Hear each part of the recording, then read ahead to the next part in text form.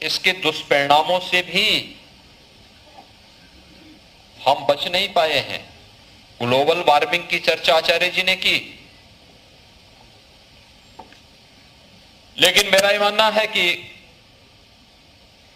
मैं अक्सर जनता दर्शन के कार्यक्रम में बैठता हूं, जनता जनार्दन से मिलता हूं, और अगर मेरे पास 100 एप्लीकेशन एक साथ आई हैं तो उसमें से 10 एप्लीकेशन ऐसी होती हैं जो गंभीर बीमारी से ग्रसित लोगों को आर्थिक सहायता की दिशा से उनकी मांग होती है। कोई कैंसर से पीड़ित है, किसी की किडनी खराब हो गई है, किसी का लीवर खराब हो गया है। ये केवल पैसे का लेन देन का मामला नहीं होता, वो हमसे सहायता मांगते हैं, हम मुख्यमंत्री राहत कोष से उनको पैसा भी देते हैं। लेकिन साथ साथ हमारे मेरे मन में एक बात आती है कि वास्तव में ये तो जरूरतमंद है, पीड़ित है, इसको तो सहायता देनी चाहिए। इस बीमारी का कारण क्या है? आखिर क्या कारण है? कहीं ना कहीं खान पान, कहीं ना कहीं कुछ ऐसी चीजें जरूर हैं जो एक बड़े तबके के स्वास्थ्य के साथ खिलवाड़ कर रहा है। जो उसकी जवानी होनी चाहिए थी, जिस जवानी में उसकी ऊर्जा और उसकी प्रतिभा का लाभ इस समाज को, इस देश को, मानवता को और विश्व कल्याण के लिए मिलना चाहिए था, उस उम्र में वह समय बीमार होकर के अपने स्वयं के जीवन के साथ जूझ रहा है।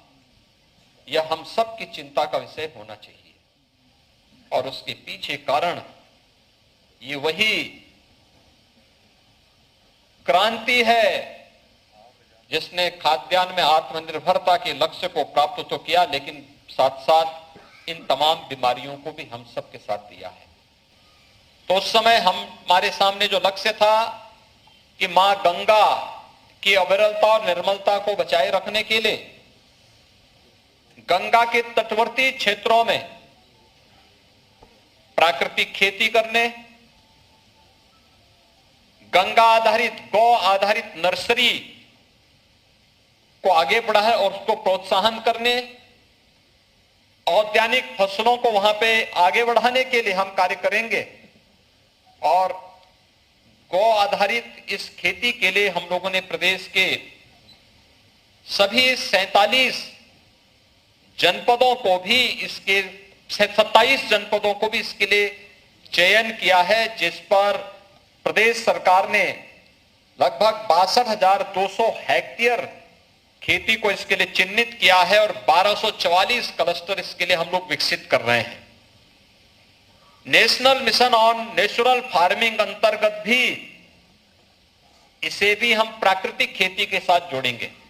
यानी जो नेचुरल फार्मिंग के इस कार्यक्रम के साथ भी हम लोग 23 जनपद के 39 विकास खंड में 23,510 हेक्टेयर में 470 क्लस्टर बना करके इसके प्रोत्साहन को भी हम आगे बढ़ा रहे हैं।